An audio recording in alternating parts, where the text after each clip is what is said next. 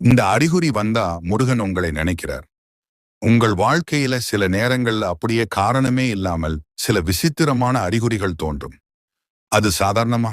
இல்ல. அது ஒரு தெய்வீக அறிகுறி. நீங்கள் திடீரென்று மனசுல ஓம் சரவண பவா என்று சொல்ல வேண்டும் போல தோன்றுகிறதா? முருகன் படம் அல்லது வேல் எங்க பார்த்தாலும் கண்களுக்கு பட்டுக்கொண்டே இருக்கிறதா? எந்த காரணமும் இல்லாமல் உள்ளத்தில் ஒரு அமைதி மற்றும் தைரியம் வந்து சேருகிறதா? சுப்பிரமணியர் கோவிலுக்கு போக வேண்டும் என்ற ஆசை திடீரென்று அதிகமாகிறதா?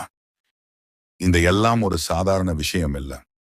இது முருகன் உங்களை நினைத்து உங்களுக்கு அருகில் இருப்பதற்கான சின்னங்கள். அவர் உங்களுக்கு சொல்லும் செய்தி, நீ பயப்பட வேண்டாம், நான் உன்னுடன் இருக்கிறேன், உன் பிரச்சனைகள் விரைவில் தீரும். இப்போது நீங்கள் செய்ய வேண்டியது, தினமும் 11 முறை ஓம் சரவண பவா ஜபம் செய்யுங்கள்.